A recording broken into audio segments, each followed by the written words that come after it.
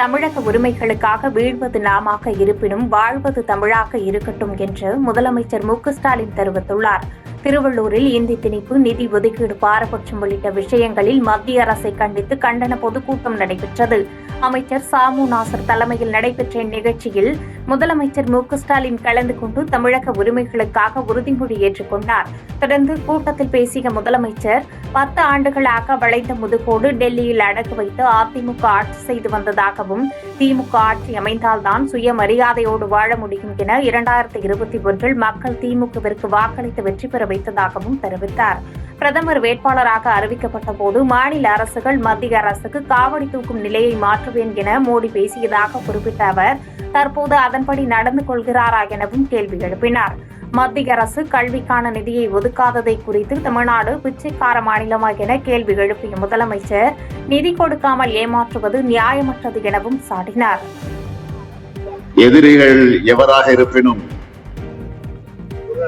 துணிவுடன் எதிர்கொள்ளும் திராவிட முன்னேற்ற கழகத்தின் வீர உடன்பிறப்புகளை, திராவிட முன்னேற்ற கழகத்தின் மீது நம்பிக்கை வைத்துக் கொண்டிருக்கக்கூடிய பொதுமக்களை நீங்க எண்ணி பாருங்க. 3 ஆண்டுல நம்ம மாநிலம் எந்த அளவிற்கு முன்னேறி இருக்கு.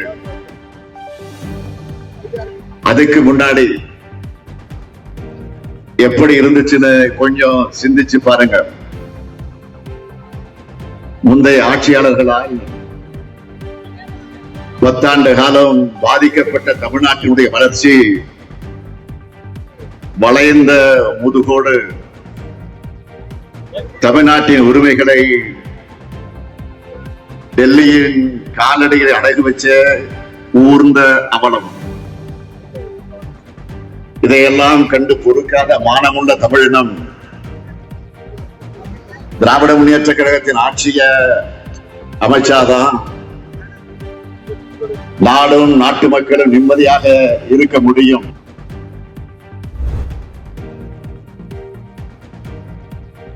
விருதுநகர் அருகே தங்களது பெயருக்கு களங்கம் விளைவித்த முதியவரை தார் உலையில் போட்டு கொலை செய்த இருவரை போலீசார் கைது செய்தனர். விருதுநகர் மாவட்டம் காரியாபட்டி அடுத்த மேல அழகியநல்லூர் கிராமத்தை சேர்ந்தவர் துரைபாண்டி. 62 வயதான இவர் ராணுவத்தில் பணிபுரிந்து ஓய்வு பெற்றுள்ளார். இவருக்கு திருமணமாகி மலர்விழி எனும் மனைவியும் 2 மகன்களும் உள்ளனர். துரைபாண்டிக்கும் மலர்விழிக்கும் அடிக்கடி தகராறு ஏற்பட்டதால் மாதத்தில் 10 நாட்கள் குன்றக்குடியில் உள்ள தனது மகனின் வீட்டில் தங்குவதை வழக்கமாக கொண்டுள்ளார். இந்நிலையில் தனது மகனின் வீட்டிற்கு அடிக்கடி செல்வதால் கார் வாங்க திட்டமிட்ட துரைபாண்டி அதே ஊரை சேர்ந்த பாண்டி என்பவரை அணுகியுள்ளார். இதனையடுத்து பாண்டியும் தார்குலையில் பணிபுரியும் அவரது நண்பரான கணேசனும் சேர்ந்து தங்களுக்கு தெரிந்த நிறுவனத்திலிருந்து 2,40,000 ரூபாய் மதிப்பிலான காரை வாங்கி 3,40,000 ரூபாய் என கூறி துரைபாண்டியிடம் விற்றுள்ளனர். இதனையடுத்து 10 நாட்களிலேயே பழுதடைந்த காரை வாங்கிய நிறுவனத்திற்கே துரைபாண்டி எடுத்து சென்றுள்ளார். இந்நிலையில் கார் நிறுவனத்திடம் விசாரித்த போது தான் ஏமாற்றப்பட்டதை உணர்ந்த துரைபாண்டி இதுகுறித்து ஊர் முழுவதும் தெரிவித்துள்ளார். துரைபாண்டி தங்களது பெயருக்கு களங்கம் ஏற்படுத்துவதாக உணர்ந்த கணேசனும் பாண்டியும் பணத்தை தருவதாக கூறி துரைபாண்டியை தார் உலைக்கு அழைத்து சென்றுள்ளனர். அப்போது துரைபாண்டியை கட்டையால் தாக்கியதோடு அவரை தார் உலையில் தூக்கி போட்டு கொலை செய்துள்ளனர். இந்நிலையில் தனது கணவரை காணவில்லை என மலர்விழி அளித்த புகாரின் அடிப்படையில் துரைபாண்டியின் வங்கிக் கணக்கை போலீசார் பரிசோதித்த போது கணேசன் மற்றும் பாண்டிக்கு அதிக அளவில் பணம் அனுப்பியது தெரியவந்தது. இதனைத் தொடர்ந்து இருவரிடமும் விசாரணை மேற்கொண்டதில் துரைபாண்டியை கொலை செய்ததை ஒத்துக்கொண்டதை அடுத்து இருவரையும் போலீசார் கைது செய்து சிறையில் அடைத்தனர்.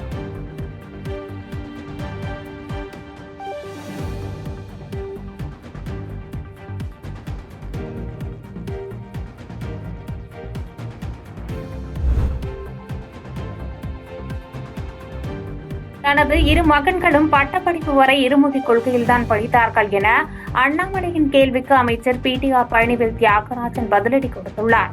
மதுரையில் இந்தி திணிப்பு, தொகுதி சீரமைப்பு பெயரில் தமிழ்நாட்டின் பிரதிநிதித்துவத்தை குறைப்பது உள்ளிட்ட சம்பவங்களை குறிப்பிட்ட மத்திய அரசுக்கு எதிராக திமுக சார்பில் கண்டன பொதுக்கூட்டம் நடைபெற்றது.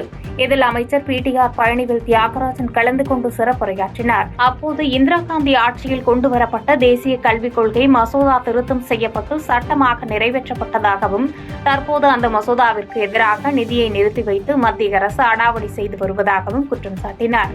உத்தரப்பிரதேசம் உள்ளிட்ட மாநிலங்களில் ஒருமொழி கொள்கையை கூட நிறைவேற்ற முடியாமல் தமிழ்நாட்டிற்கு பாடம் எடுப்பது, LKG குழந்தை உயர்கல்வி பயின்ற மாணவனுக்கு பாடம் எடுப்பது போன்றிருப்பதாகவும் விமர்சித்தார். 34 அமைச்சர்களின் மகன்கள் எங்கே படிக்கிறார்கள் என்ற தனிப்பட்ட கேள்வியை சிலர் கேட்பதாக கூறிய அவர், விருப்பமுள்ளவர்கள் கூடுதல் வகுப்புகளை படிக்கலாம் எனவும், தமிழ்நாட்டில் 8 கோடி பேருக்கும் சேர்ந்த கல்விதான் சிறந்த முறை எனவும் தெரிவித்தார்.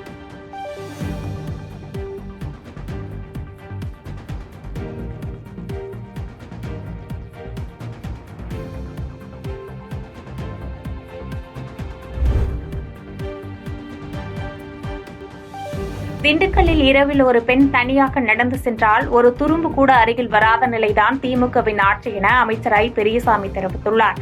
திண்டுக்கல்லில் மத்திய அரசை கண்டித்து திமுக சார்பில் நடைபெற்ற கண்டன பொதுக்கூட்டத்தில் அமைச்சர் ஐ. பெரியசாமி கலந்து கொண்டு சிறப்புரையாற்றினார். அப்போது மும்மொழிக்கு எதிராக பல மாநிலங்களின் நன்மைக்காக தமிழக முதலமைச்சர் மு க ஸ்டாலின் தனியாக போராடி வருவதாகவும், இந்தியாவில் எந்த மாநிலமும் போராட முன்வரவில்லை என்றாலும் முதலமைச்சர் மு க ஸ்டாலின் தனியே போராடி வெற்றி காண்பார் எனவும் தெரிவித்தார். இந்தியை மக்கள் விரும்பும் வரை மொழி திணிக்கப்படாது என அப்போதைய பிரதமர் நேரு வாக்குறுதி அளித்திருந்ததாக குறிப்பிட்ட அவர், தமிழ் மொழியை காப்பாற்ற முதலமைச்சரின் பின்னால் 8 கோடி மக்களும் திரள்வார்கள் எனவும் தெரிவித்தார். மேலும் கூட்டாட்சி தத்துவம் உள்ள நாட்டில் கல்வியில் மாநிலத்திற்கும் உரிமை உள்ளதாக கூறிய அவர், கல்விக்கான நிதியை ஒதுக்காவிடில் மத்தியில் ஆட்சியை தொடர முடியாது எனவும் கூறினார். எங்க தாய்மொழி தமிழ் எங்களுக்கு மட்டும் போராடவில்லை. உலகத்தில் நம்முடைய இந்தியாவில் இருக்கக்கூடிய 14 மொழி பேசக்கூடிய மாநிலங்களும் எந்தெந்த மொழி பேசுகின்றார்களோ அந்தந்த மாநிலத்தில் இருக்கின்ற வசிக்கின்ற மக்களுக்கு அவருடைய சொந்த தாய்மொழி ஆட்சி மொழியாக வர வேண்டும். அதற்காக யார் போராடுகிறார்? ஒரே முதலமைச்சர், தமிழ்நாட்டுடைய முதலமைச்சர் தலைவர்கள்தான் இன்றைக்கு குரல் எழுப்பி போராடி கொண்டிருக்கின்றார்கள். எந்த மாநிலம் முன்வரவில்லை என்றால் பரவாயில்லை. இந்தியாவில் இருக்கக்கூடிய எத்தனை மாநிலங்களும் வரவில்லை என்றால் பரவாயில்லை. உங்களுக்கு தெரியும், இந்த நாட்டிற்கு ஒரு விடுதலை கிடைக்க வேண்டும். இந்தியாவில் இருக்கக்கூடிய பாசிச ஆட்சியை ஆற்ற வேண்டும். இந்தியாவிலே வாழ்கின்ற சிறுபான்மை சமுதாயத்திற்கெல்லாம் பாதுகாப்பாக ஒரு அரசை உருவாக்க வேண்டும். அதற்கு நான் இருக்கிறேன். பாசிச பாஜகவுக்கு எதிராக இந்தியா கூட்டணி என்ற கூட்டணி அமைத்து 100% தமிழ்நாட்டில் வெற்றியை பெற்று காண்பித்த நம்முடைய முதலமைச்சர்.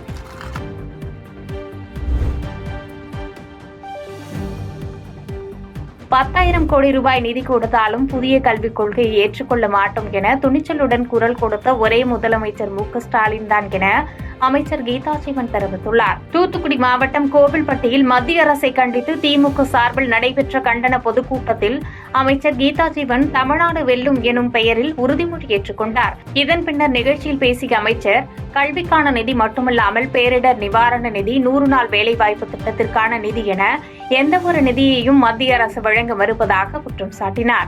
இருமொழி கொள்கையினால் தான் தமிழன் உலகம் முழுவதும் சென்றுள்ளதாக கூறிய அவர், இதனால் இந்தியை கொண்டு வந்து தமிழை அழிக்க மத்திய அரசு முயன்று வருவதாகவும் குற்றம் சாட்டினார். கல்வித்துறைக்கு 2132 கோடி ரூபாய் இதுவரைக்கும் ரிலீஸ் பண்ணணும். இவ்வாறு எந்த எடுத்தாலும் நம்முடைய தமிழகத்தை வஞ்சிக்க வேண்டும். அது என்ன, தமிழன் தலைநிமிர்ந்து நிற்கிறான், சுயமரியாதையோட நிற்கிறான். புதிய கல்விக் கொள்கையை ஏற்றுக்கோங்க, கேட்டுக்கிட்டா நாங்க கல்வி நிதியை ரிலீஸ் பண்றோம்னு சொல்றாங்க. எங்க தலைவர் கரெக்டா சொல்றாரு. கேட்டீங்க எல்லாரும், நம்முடைய தலைவர் அவர்கள், கழக தலைவர் அவர்கள் 2000 கோடி இல்லையா 10,000 கோடி கொடுக்காட்டாலும் ஒன்னும் ஒரு நிதி வேண்டாம், நாங்க பாத்துக்கிறோம், துணிஞ்சு நெஞ்சு நிமித்து சொல்லிட்டாரு. என்னன்னாலும் சரி, நாங்க சமாளிச்சுக்கிறோம், நீங்க ஒண்ணு போட்டா அதுக்காக நாங்க மும்மொழி கொள்கையிலயோ இல்ல புதிய கல்விக் கொள்கையோ கையெழுத்து போட மாட்டோம் என்று துணிந்து குரல் கொடுத்த முதல் குரல் கொடுத்த ஒரே தலைவர் நம்முடைய தலைவர்.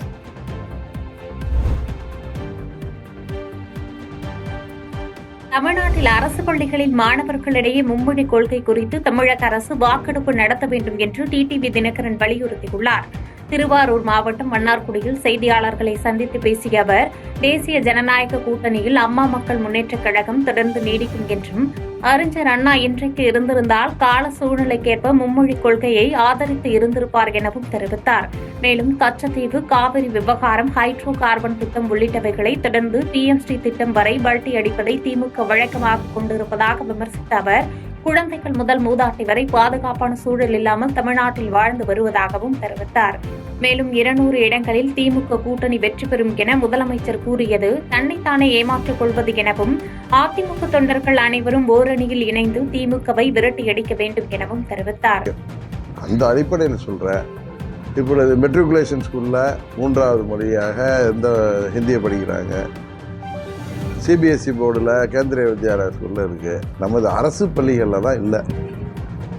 இதை தமிழ்நாடு அரசு தமிழ்நாடு முழுவதும் அரசு பள்ளிகளில் அந்த மாணவர்கள்ட்ட ஒரு வாக்கெடுப்பு நடத்தினாலே உண்மை தெரிய வரும்.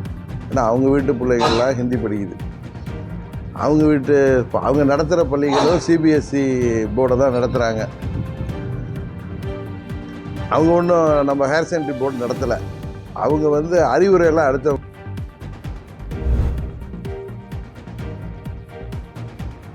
மும்மொழி கல்விக் கொள்கை விவகாரத்தில் தமிழக அரசு மக்களை வஞ்சித்து வருவதாக புதிய தமிழகம் கட்சியின் தலைவர் கிருஷ்ணசாமி குற்றம் சாட்டியுள்ளார்.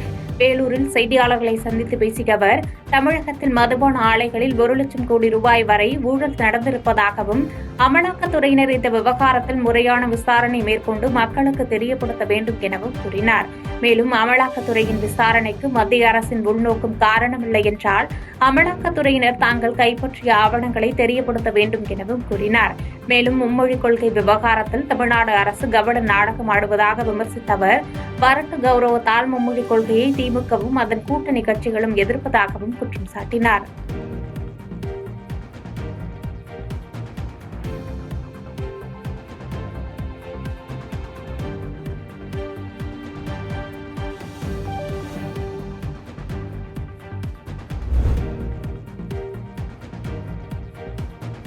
தமிழர்களை நாகரிகமற்றவர்கள் என பேசுபவர்களின் நாக்கை தமிழர்கள் அறுத்து விடுவார்கள் என அமைச்சர் துரைமுருகன் சாடியுள்ளார். வேலூர் மாவட்டம் குடியாத்தத்தில் மத்திய அரசை கண்டித்து திமுக சார்பில் நடைபெற்ற கண்டன பொதுக்கூட்டத்தில் அமைச்சர் துரைமுருகன் கலந்து கொண்டு சிறப்புரையாற்றினார். அப்போது 1958 மற்றும் 1965 ஆண்டுகளை தொடர்ந்து தற்போது மீண்டும் இந்தியை திணிக்கும் முயற்சி நடைபெற்று வருவதாகவும், மீண்டும் இந்தி திணிப்பை முறியடிப்போம் எனவும் தெரிவித்தார்.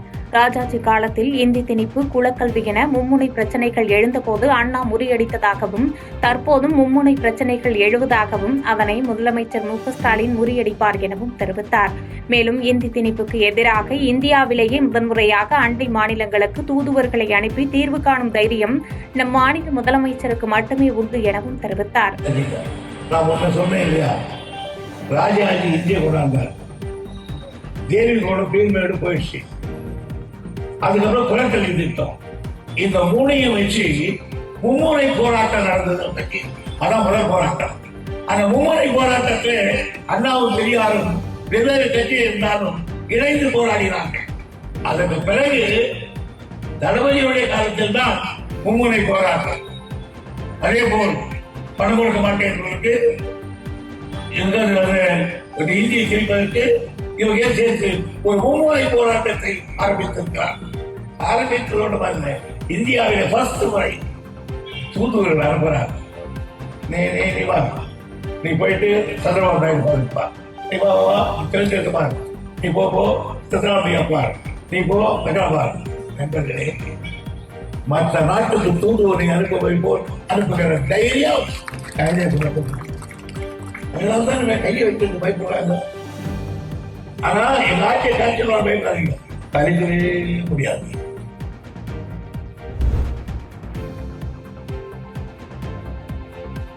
கேரளாவிலிருந்து தண்ணீர் கொண்டுவர முன்னாள் முதலமைச்சர் எம்ஜிஆர் முயற்சி செய்த நிலையில் தற்போதைய முதலமைச்சர் சாராயம் கொண்டுவர முயற்சி செய்து வருவதாக பாஜக மாநில தலைவர் அண்ணாமலை குற்றச்சாட்டு தெரிவித்துள்ளார்.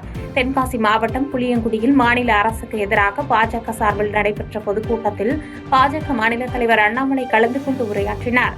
அப்போது பாஜகவில் இணைந்தால் மட்டுமே தமிழகத்தை காப்பாற்ற முடியும் எனும் எண்ணத்தில் ஏராளமானோர் பாஜகவில் இணைந்து வருவதாக தெரிவித்தார். மேலும் போதைப் பொருட்களின் புழக்கத்தினால் ஏராளமான குழந்தைகள் பாதிக்கப்பட்டு வருவதாகவும் தமிழ்நாட்டில் அனைத்து துறைகளிலும் லஞ்சம் ஊழல் நிறைந்து வருவதாகவும் குற்றம் சாட்டினார். மேலும் தமிழகத்தில் ஆட்சி செய்பவர்களுக்கே படிப்பறிவு இல்லை என்கின்ற நிலையில் குழந்தைகளுக்கு நல்ல படிப்பறிவை அளிக்க வேண்டும் என்பதற்காக தான் பாஜக தேசிய கல்விக் கொள்கையை கையில் எடுத்துள்ளதாகவும் தெரிவித்தார்.